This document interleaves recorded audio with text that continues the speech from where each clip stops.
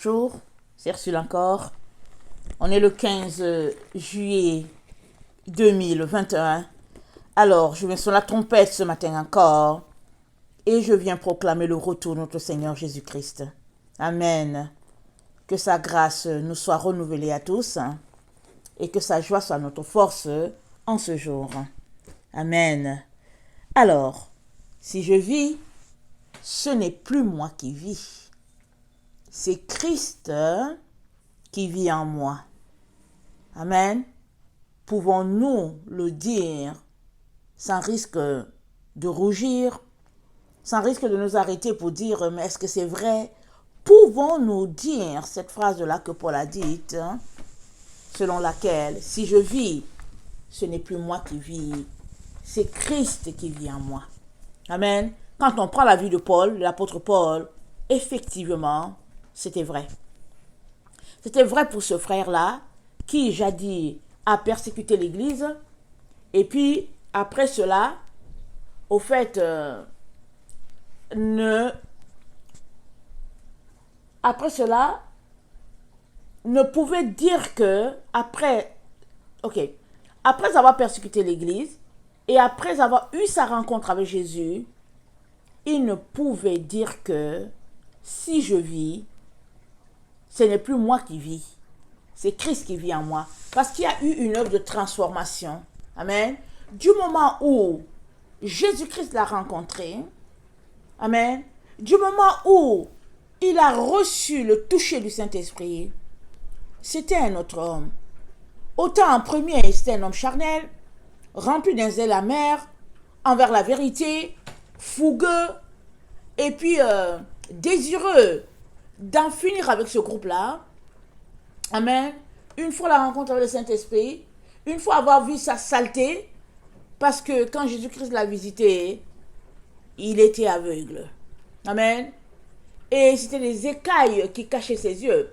Pourquoi des écailles? Le Seigneur a permis que Paul réalise que ce qu'il appelle vue, que sa vision à lui n'est que ténèbres. Et la Bible dit, si la lumière qui est en toi est ténèbres, grandes vraiment sont ces ténèbres-là.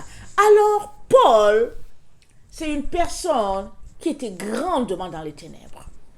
Un intellectuel, et puis pharisien, étudiant de Gamaliel, vraiment une secte des pharisiens bien sûr, mais Gamaliel était un professeur réputé, et quand tu sortais de lui, il te formait un peu comme quand tu dois défendre une thèse de PhD, et tu as un professeur qui te coach. Amen.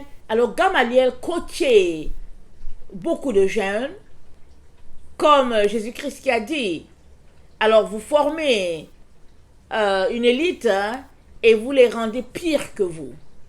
Alors Paul était tellement zélé, amen, sorti de cette école-là, très zélé pour ses maîtres pharisiens, et pourtant la vérité était apportée.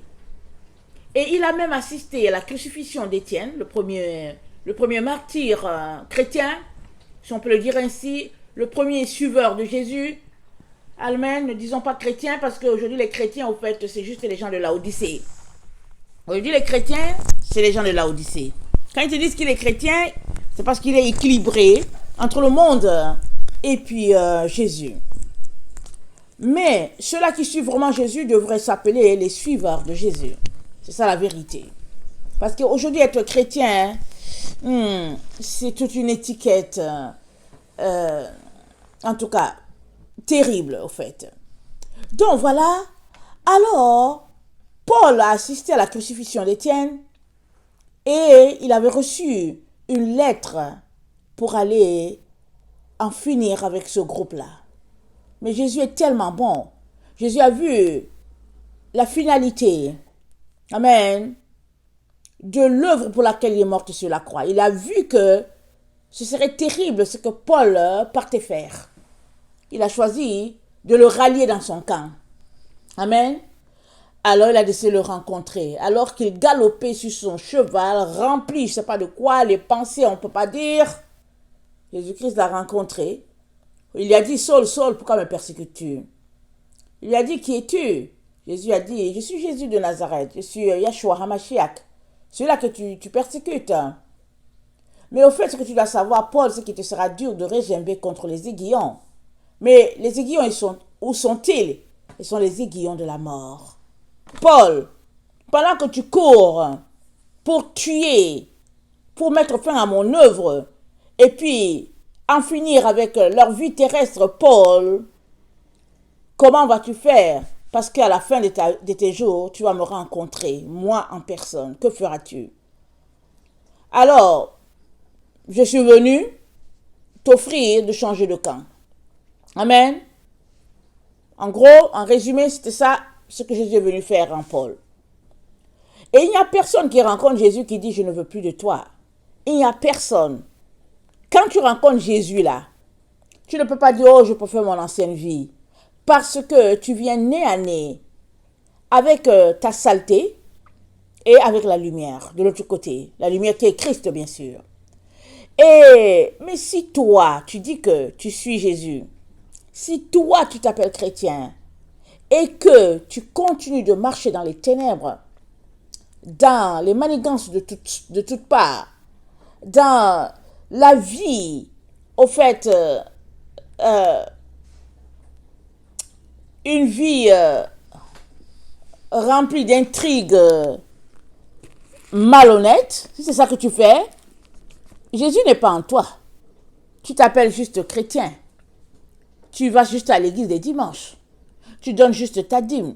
C'est-à-dire, il n'y a rien en toi qui prouve que tu es un enfant de Dieu. Et Jésus n'a que faire de ta dîme. S'il n'y a même pas de dîme, le royaume de Dieu continue d'exister. La dîme, ce n'est pas pour Jésus. C'est pour payer le loyer à ton local. C'est ça la dîme, au fait. Donc, si tu t'arrêtais pour aller en profondeur, tu serais gagnant. Parce que si à cette heure où nous sommes, aussi avancé soit-il dans la venue du Seigneur, tu n'es pas capable de dire que ce n'est plus moi qui vis, mais c'est Christ qui vit en moi. Si tu n'es pas capable de dire ça, ça veut dire que vraiment, tu as encore du chemin à faire parce que tu n'es pas prêt du tout, du tout, du tout. Or, Jésus est à la porte. C'est pas que Jésus va venir un temps, nombre de jours, et on ne sait pas quand. Mais Jésus, si on veut résumer le temps dans lequel nous sommes, on va dire, Jésus est à la porte. C'est en gros cela. Mais, toi, où en es-tu? Es-tu chrétien? Es-tu représentant d'une église quelconque en disant que oui, nous sommes chrétiens, nous sommes chrétiens? Je vais te lire ce qu'il est dit des chrétiens. Amen. Je vais d'abord lire Galates 2, le verset 20, ce que Paul a dit. Il a dit, j'ai été crucifié avec Christ. Et si je vis, ce n'est plus moi qui vis. C'est Christ qui vit en moi. Je vis maintenant dans la chair. Je vis dans la foi au Fils de Dieu qui m'a aimé et qui s'est livré lui-même pour moi. Paul est en train de dire qu'au fait, vous me voyez là dans ma chair, vous voyez mon corps, ma tête, mes membres et tout, mais au fait, c'est Jésus qui est en moi. De telle sorte que quand je pose une action, c'est Jésus-Christ qui pose cette action-là en moi. Tout ce que je fais est dirigé, orchestré par Jésus, pas par la franc-maçonnerie, pas par un groupe d'anciens d'une église quelconque, pas par un groupe d'une dénomination. Ça dit que c'est Jésus-Christ qui dirige ma vie. Ce n'est pas des humains qui me disent à gauche, à droite, et puis qui me poussent comme un pion de damier, ou bien comme des échecs, en train de me dire à gauche, à droite, et puis fais ceci, va dans tel sens. Non! C'est Christ qui dirige ma vie. Et si c'est Christ qui dirige ma vie, Paul est en train de nous dire, c'est le Saint-Esprit qui est maître de ma personne. Alors, es-tu rempli du Saint-Esprit? Ta vie est-elle dirigée, orchestrée par l'Esprit de Dieu? Ou ta vie est-elle dirigée par toi-même? Et puis tu donnes un côté aux hommes pour qu'ils te dirigent et puis règnent sur toi? Que fais-tu? Parce qu'il est très important que tu saisisses ce que Jésus-Christ a reproché à l'église de Laodicée. Il a dit à l'église de Laodicée, Apocalypse 3, le verset 14, il lui a dit, voici ce que dit l'Amen, le témoin fidèle et véritable, le commencement de la création de Dieu. Il est le commencement de la création de Dieu, mais il se définit tout de suite comme, alléluia, le principe, la personne qui a mis en place les bases. Il dit, c'est moi. Jésus-Christ, bien sûr. Alors, il dit à Laodicée, les appelés chrétiens, il leur dit, je connais tes œuvres. Je sais que tu n'es ni froid ni bouillant. Froid, c'est quoi par rapport à l'évangile de Dieu? Bouillant, par rapport à quoi? À l'évangile de Dieu. Jésus dit, tu n'es ni l'un ni l'autre. On ne peut pas compter sur toi. On ne peut pas compter sur toi. Tu es juste au milieu. Alors, d'une tiédeur, vraiment difficile à décrire. Et il dit, je vais te vomir. Conclusion de ta vie, je te vomirai. C'est ça que Jésus-Christ te dit, toi le chrétien. Et dit, pourquoi? Pourquoi il va te vomir? Il te dit, tu t'appuies sur tes richesses, sur ta position sociale, sur tes diplômes, tu t'appuies sur ta maison, tes voitures, tes bateaux, tes voyages, tu t'appuies sur le regard des hommes, tu t'appuies sur ce que le monde valorise, tu t'appuies là-dessus. Et tu te dis que tu es quelqu'un et que tu as quelque chose. Mais Jésus-Christ te dit, tu es pauvre, tu es nu, tu es misérable, tu es aveugle. Et il dit, tu es malheureux. C'est quand même grave une telle peinture de toi venant de Jésus. Très grave. Jésus trouve que tu es malheureux, alors que quand les gens te regardent, ils trouvent que waouh, quel monsieur béni, il a une belle maison, une belle voiture, une belle carrière. Mais Jésus-Christ te dit que tu es malheureux. Alors, les gens te regardent, on dit que waouh, il s'habille bien, il a toujours vraiment de beaux vêtements, et puis tout ça. Jésus-Christ dit, tu es nu. Et alors que les gens te respectent, ils se courbent pour te dire bonjour. Jésus-Christ te dit, misérable. Tu es misérable. Et par-dessus tout cela, alors que les gens s'asseyent et qu'ils t'envient, qu'ils veulent être comme toi, parce que tu as réussi, tu as un certain, comment on appelle ça, un certain pouvoir financier, et puis que tu as des lingots d'or à la banque et tout ça. Alors que les gens t'envient et puis ils aimeraient à ta place, Jésus-Christ te dit, tu es pauvre, tu es aveugle, tu es nu. Quel triste portrait d'une personne. Ah là là. Quel triste portrait de ta vie. Quel triste portrait. Malheureusement, si tu n'as pas ce portrait de toi que Jésus a, tu ne peux pas changer, hélas. Hélas, tu ne peux pas changer. Tu vas continuer de courir ça et là pour t'accumuler de l'argent, pour t'acheter des vêtements, pour avoir des chaussures, des sacs à main, voyager, changer de voiture, changer de maison, changer ceci. C'est tout ce que tu vas faire, monter, descendre, aller à gauche, aller à droite, et puis tu auras l'impression que tu fais quelque chose alors que dans le fond, tu ne fais rien. Zéro. Zéro. Tu ne fais rien. Et Jésus-Christ se dit, il dit, voilà le conseil que j'ai pour toi, cher chrétien du 20e, 21e siècle, cher appelé chrétien, cher ancien, cher pasteur, cher diacre et évangéliste, cher, qui sert à l'église, cher.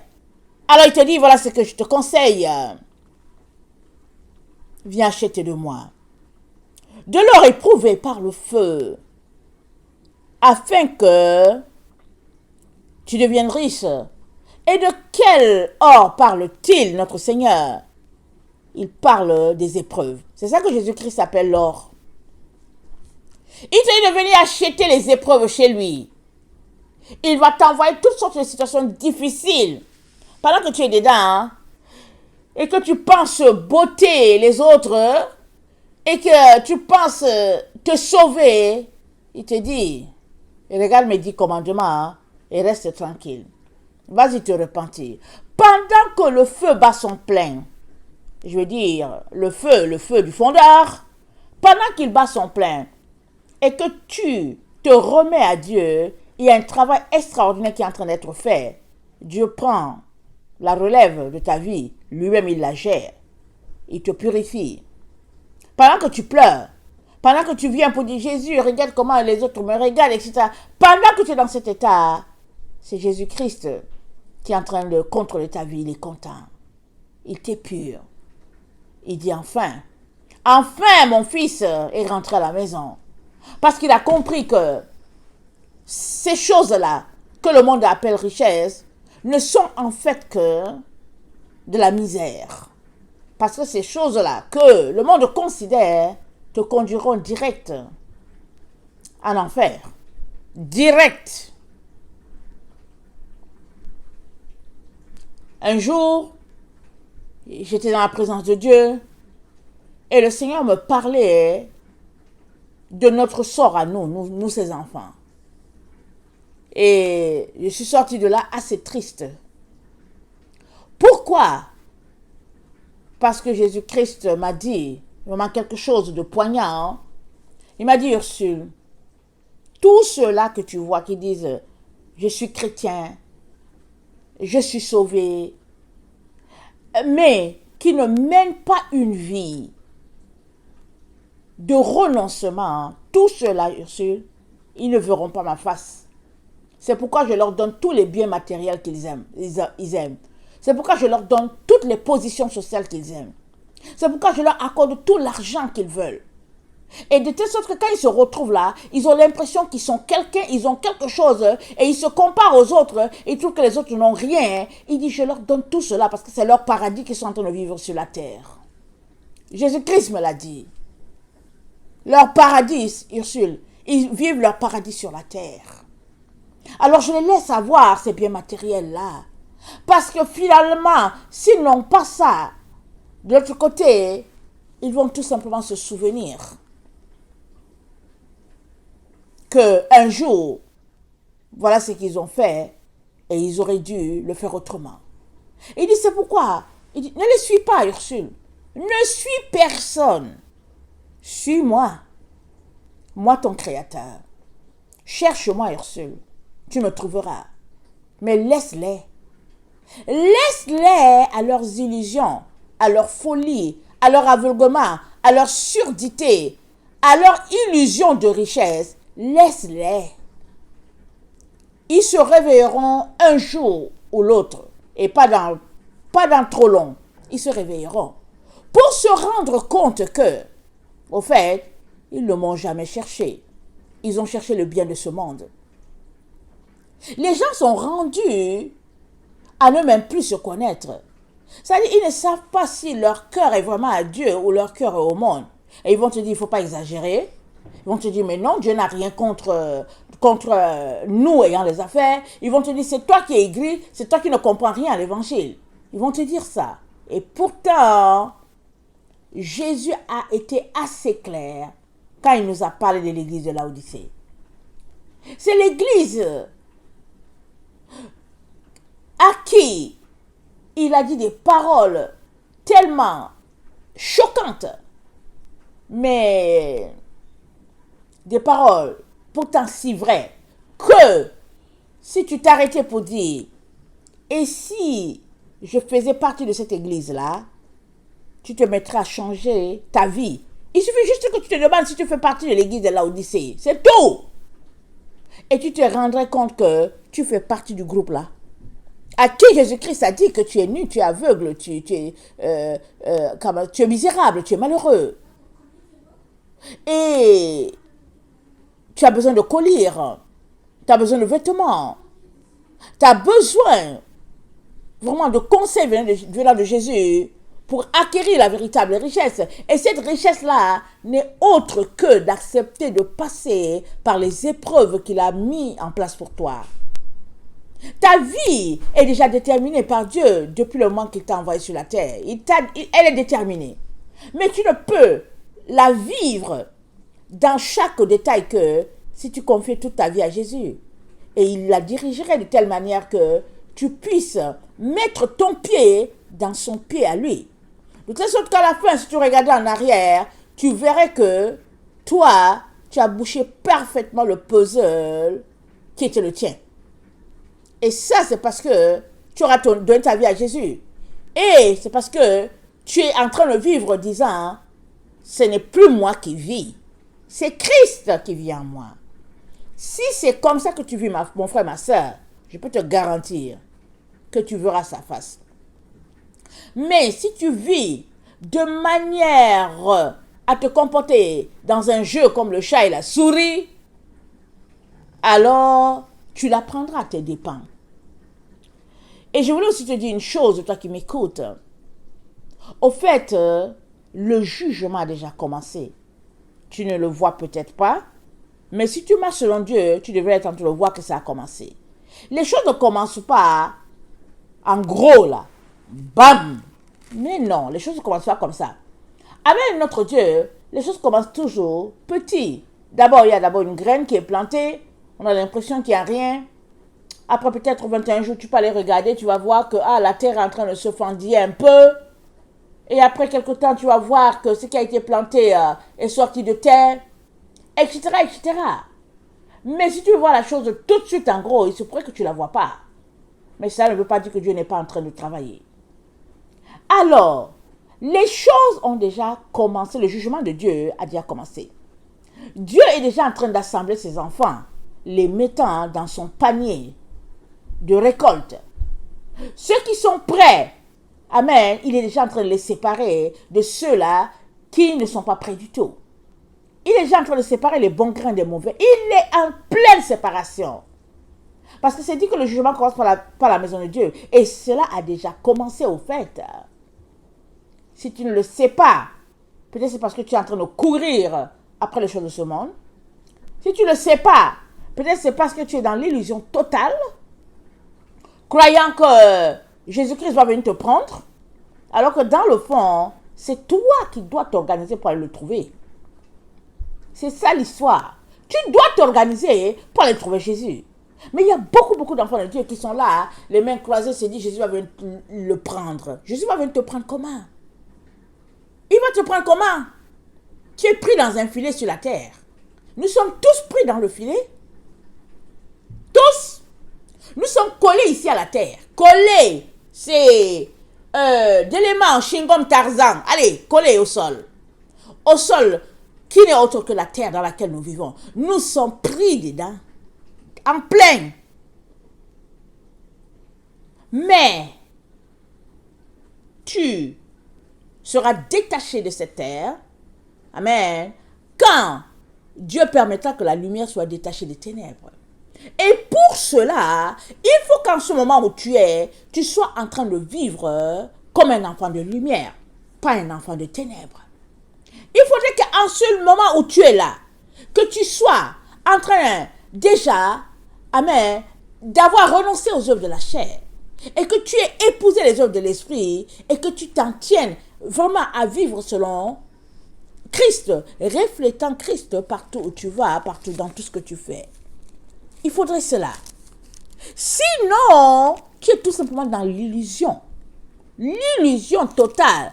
Pensant que tu vas quelque part, que tu fais quelque chose, alors que tu ne fais rien. Alors que tu ne fais que creuser ta propre tombe. C'est ça l'histoire que les gens ne veulent pas entendre. Les gens n'aiment pas ça du tout. Ils n'aiment pas entendre cette histoire-là. Parce que souvent ils vont dire, mais bon, elle se prend pour qui et tout. Mais moi, je ne suis pas en train de parler me concernant ou bien en train de te juger toi en tant qu'individu.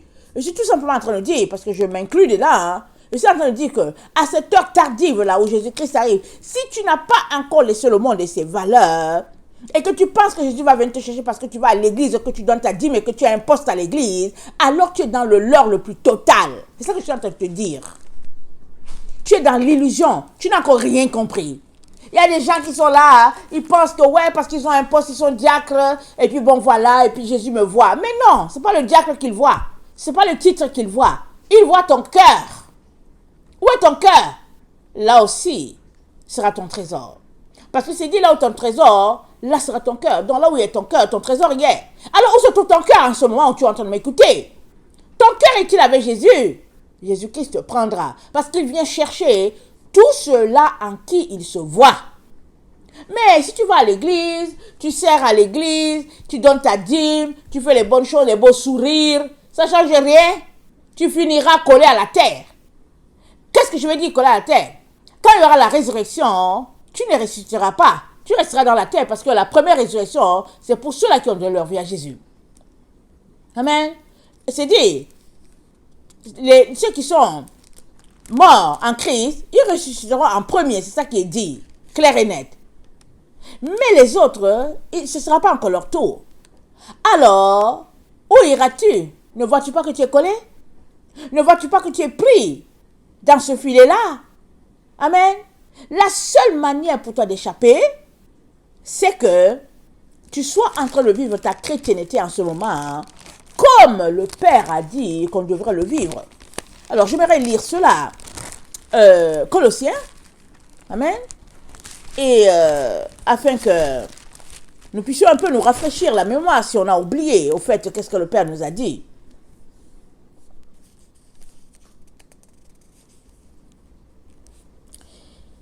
Colossiens 1, le verset 17. Il est avant toute chose et toute chose subsiste en lui, c'est-à-dire Jésus-Christ. Il est la tête du corps de l'Église. Il est le commencement, le premier-né d'entre les morts, afin d'être en tout le premier. Amen. Béni soit notre Dieu. Car Dieu a voulu que toute plénitude habite en lui. Il a voulu par lui réconcilier tout avec lui-même, tant ce qui est sur la terre que ce qui est dans les cieux, en faisant la paix par lui, par le sang de sa croix. Par le sang de sa croix, voilà. Et vous qui étiez autrefois étrangers et ennemis par vos pensées et par vos mauvaises œuvres, il vous a maintenant réconciliés par sa mort dans le corps de sa chair, pour nous faire paraître devant lui saints, irrépréhensibles, sans reproche, si du moins vous demeurez fondés et inébranlables dans la foi, sans vous détourner de l'espérance de l'évangile que vous avez entendu, qui a été prêché à toute créature sous le ciel, et dont moi, Paul, j'ai été fait ministre. Amen, je m'arrête là. Il vous a réconciliés par sa mort dans le corps de sa chair. Qu'est-ce que ça nous dit? Christ nous a réconciliés par sa mort. Amen. Il nous a réconciliés par sa mort dans le corps de sa chair. Ça veut dire, sa chair est morte. C'est comme ça qu'il nous a réconciliés à lui. Qu'est-ce que ça veut dire? Ça veut dire que Christ a vécu pour ne pas laisser sa chair parler. Jusqu'à ce que cette attitude-là l'a conduit jusqu'au bois du calvaire. Est-ce que c'est ton quotidien? Est-ce qu'à tous les jours, tu vis de manière à laisser l'esprit te diriger et puis clouer ta chair? Est-ce que c'est ça que tu vis à tous les jours? Est-ce que ton corps, ta chair est-elle morte? Ou bien tu es tout simplement dans une certaine illusion, te disant qu'au fait, je suis chrétien, j'ai été baptisé, plongé dans l'eau et puis whatever. Et puis tu marches te disant que Jésus va venir te chercher. Mais quand il va venir là, il va te passer au fait. C'est ça l'histoire. Parce qu'il ne te connaît pas. Jésus vient chercher ceux qu'il reconnaît. Alors, l'étiquette que Jésus-Christ a pour tout un chacun se trouve dans le cœur, au fait. Ça ne se trouve pas dans le physique. Tu ne viens pas avec ta carte comme les gens qui travaillent quelque part là, et puis ils ont une badge là, quand ils viennent, ils prennent le bus partout, on sait qu'ils travaillent dans une compagnie ou bien ils viennent d'une conférence, ils ont ça. Au lieu de cacher ça, ils ne cachent pas ça. Et puis tout le monde, quand tu regardes, tu dis, ah ouais, tu travailles où? Il te dit, je travaille à tel endroit. Tu dis, ah oui, tu travailles où? Oh non, je viens d'une conférence. Tout est fait pour montrer aux gens qu'au fait, je travaille à tel endroit, je travaille au gouvernement, je viens d'une conférence, etc. Mais ce n'est pas comme ça avec Jésus. Avec Jésus, tu ne vois pas, c'est dans le cœur. Et seul Jésus-Christ sait qui lui appartient ou qui ne lui appartient pas, parce que le cachet, amen, il est invisible à l'œil, mais visible dans le monde spirituel. Et donc Jésus-Christ nous a réconciliés par sa mort. Pourquoi? Afin que nous puissions paraître devant lui, saints, irrépréhensibles et sans reproche. Ça, c'est quand même fort. Saint, on peut se dire, ok, bon. Irrépréhensible, en tout cas, sans reproche. Waouh! J'ai dit, Seigneur, c'est trop haut la barre, Jésus. comment on va faire? Seigneur, comment est-ce que je vais faire pour être sans reproche devant toi? Seigneur, tellement je pêche à tous les jours. Seigneur, comment faire? Mais la Bible nous dit, si du moins nous demeurons fondés, inébranlables dans la foi, sans nous détourner de l'espérance de l'évangile que nous avons entendu. Voilà la clé. Et dit, si nous demeurons fondés, inébranlables, amen, dans la foi que Jésus-Christ nous a enseigné, et cette foi-là vient de l'évangile que lui, il nous a communiqué, et pas l'évangile des hommes. Pas l'évangile que les gens se sont assis pour dire, ok, réécrivons la loi, réécrivons les lettres, les règles. Ils sont assis là, un groupe s'assoit là, il dit, bon, qu'est-ce qu'on peut dire à tel commandement? On va dire, oui, nous ici, de telle dénomination, voici notre point A, notre point B, notre point C. Donc, toute personne qui va lire nos règles, s'il y adhère, il sera membre de notre église. C'est comme ça que toutes les églises de la terre ont réécrit la loi de Dieu. Ils l'ont réécrit. Et souvent même quand tu lis les règles de leur église, il n'y a même pas les 10 commandements qui figurent. Mais si tu fais partie, si c'est ça ta garantie, écoute bien ce que Jésus-Christ a dit. Apocalypse 22, le verset 18. Il dit, je le déclare à quiconque entend les paroles de la prophétie de ce livre. Si quelqu'un y ajoute quelque chose, Dieu le frappera de fléau décrit dans ce livre. Et si quelqu'un retranche quelque chose des paroles de ce livre, de cette prophétie, Dieu retranchera sa part de l'arbre de vie et de la ville sainte décrit dans ce livre. Question de dire que Jésus-Christ est le seul qui donne sa parole, il n'y a personne qui le corrige. Il est le juge. Ce n'est pas quelqu'un qui vient dire que oui, tu sais, ici ça ne nous arrange pas, on va enlever ça parce que si les gens voient ça, ils ne vont pas venir. Aujourd'hui, les gens font le rassemblement de personnes de tout sexe, de toute couleur, de toute poche confondue.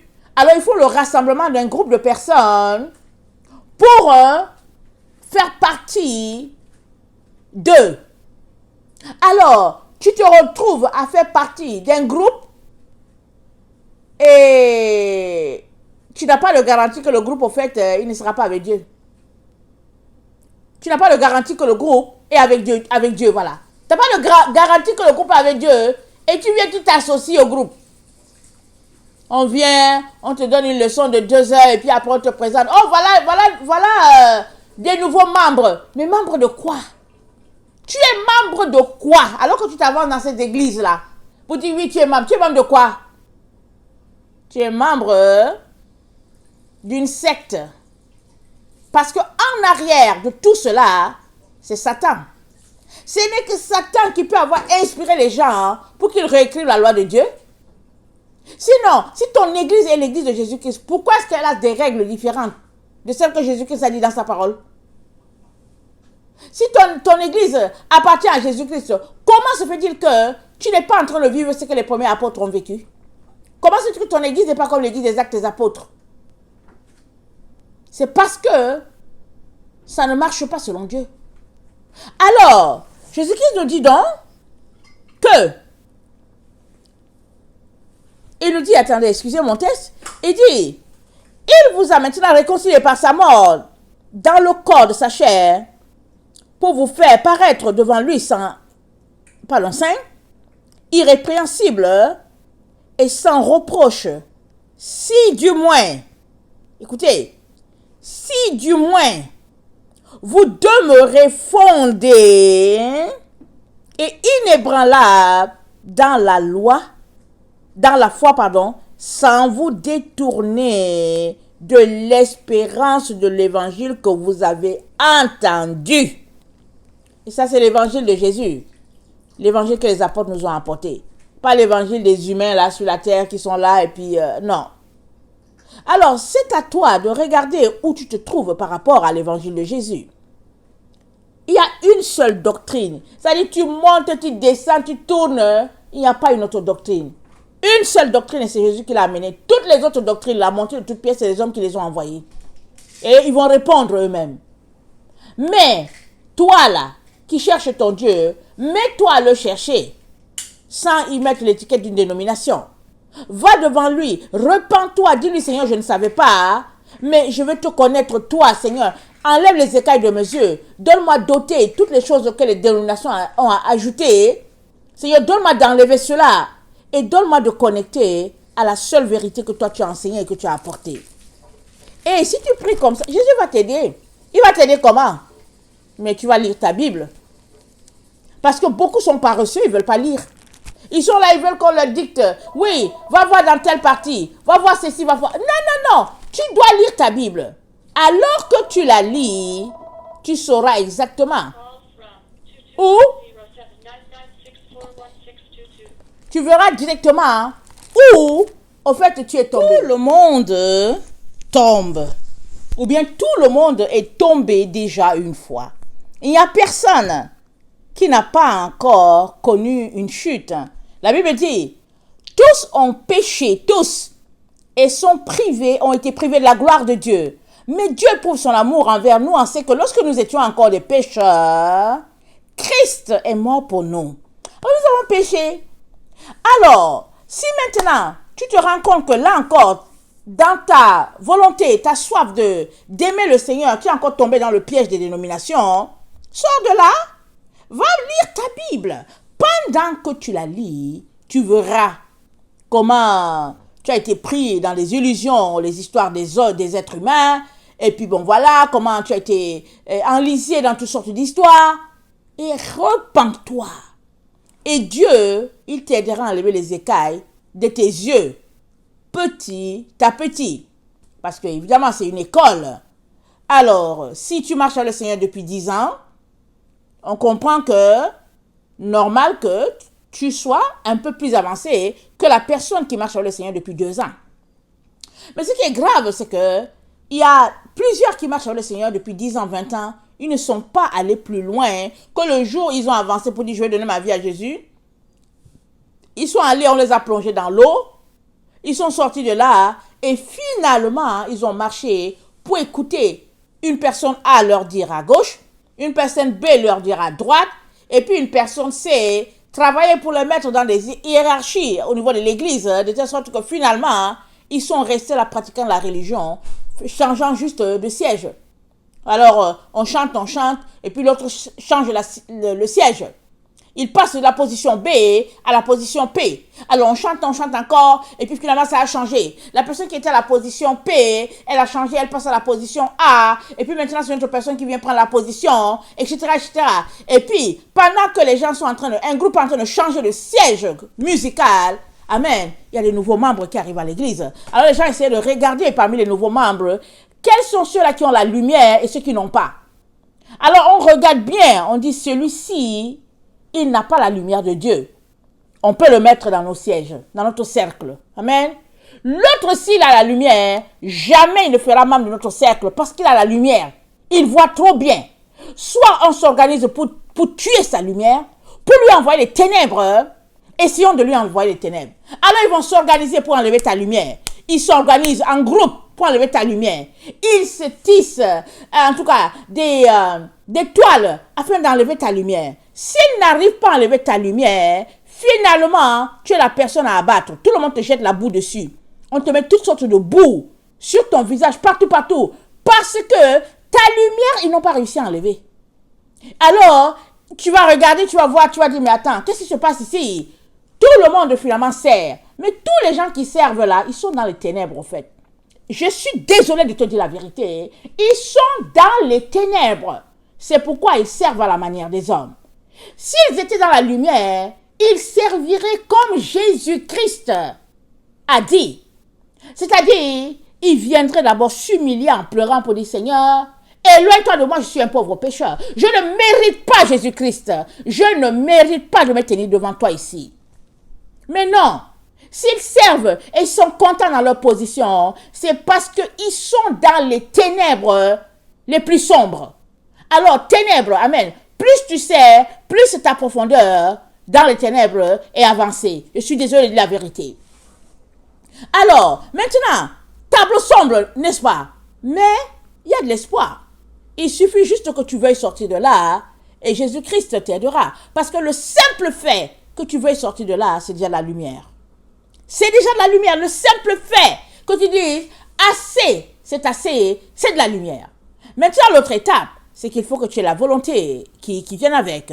Et c'est ça où, chaque fois que tu voudras aller d'un pas, il y a toujours un groupe qui va venir te tasser pour t'envoyer encore beaucoup plus loin. Maintenant, c'est à toi d'exercer vraiment beaucoup de, comment on appelle ça, une volonté, et puis d'être fougueux.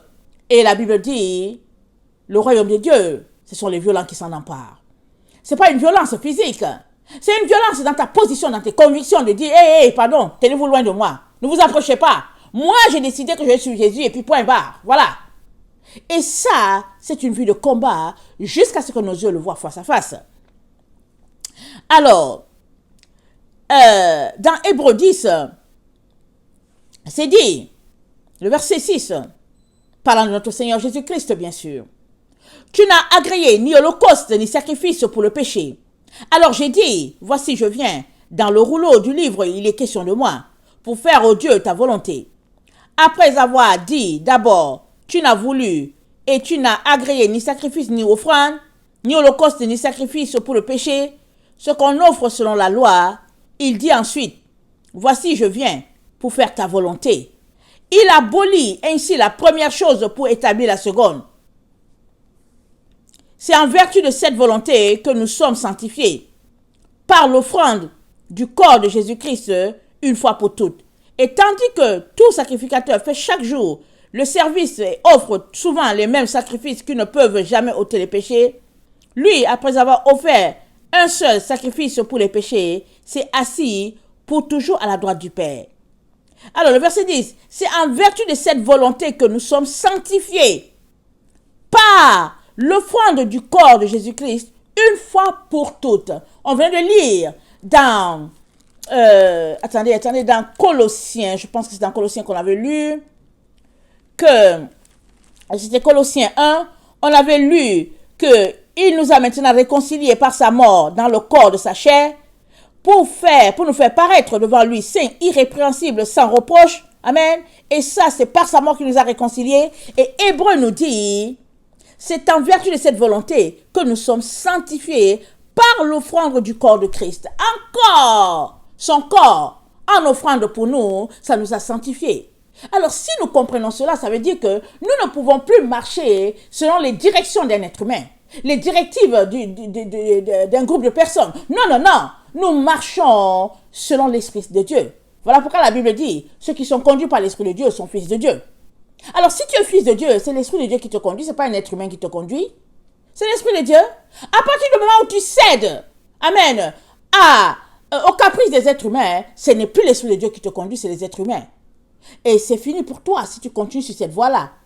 Parce qu'étant déjà dans les ténèbres, ils t'y conduisent avec eux. Étant dans les enfers, ils sont en train de te tirer pour t'amener en enfer avec eux. Ils sont en enfer. C'est pas parce qu'ils ne sont pas encore à l'endroit où ça brûle, ils sont déjà en enfer. Alors, soit ils sortent de là pour dire qu'ils vont chercher la lumière, soit ils tirent un bon groupe de personnes.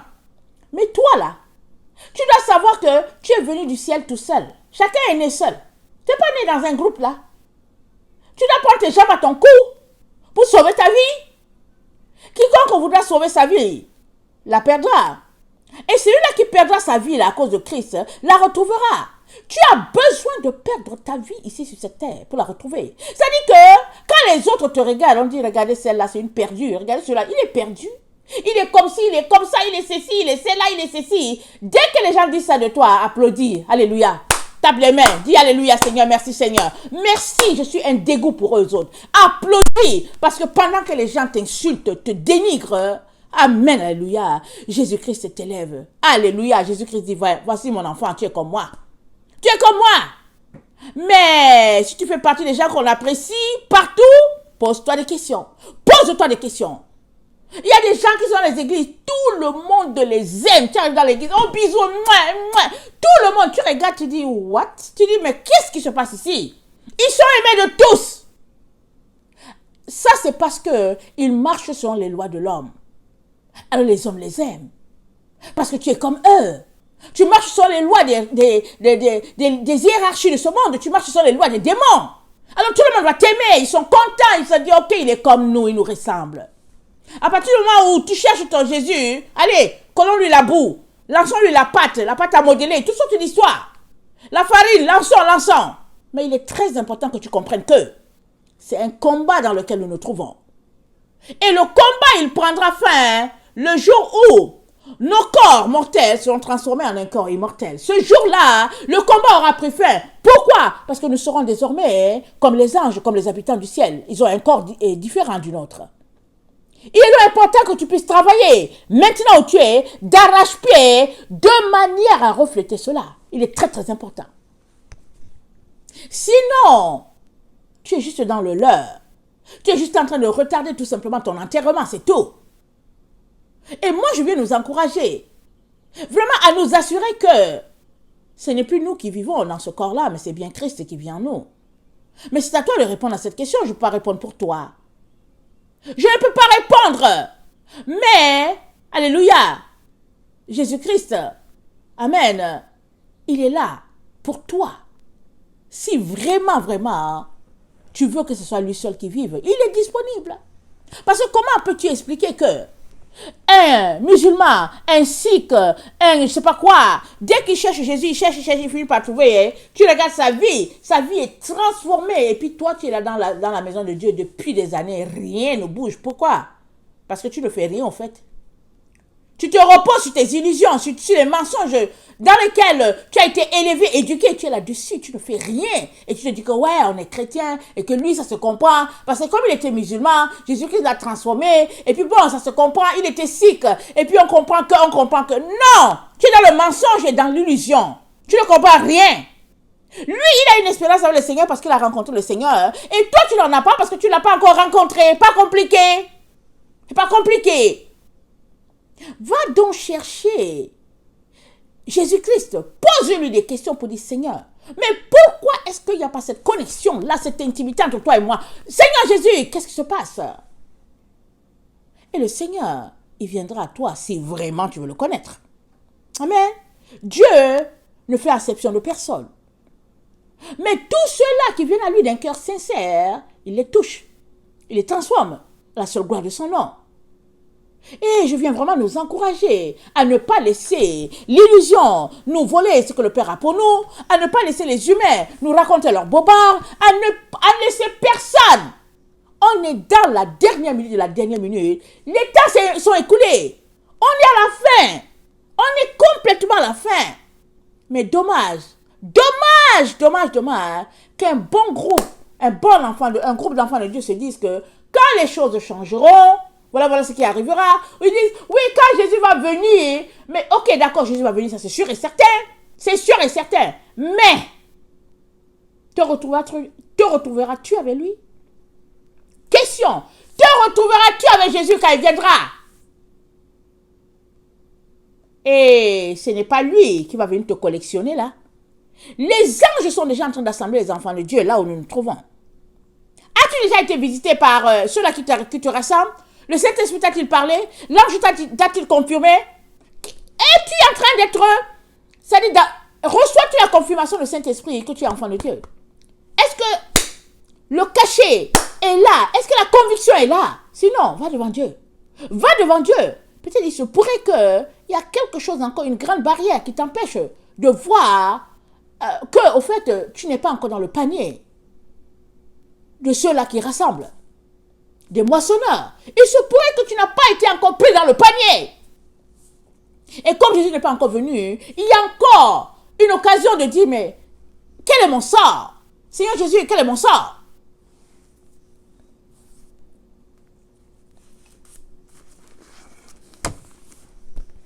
Apocalypse 14, le verset 9 à 12.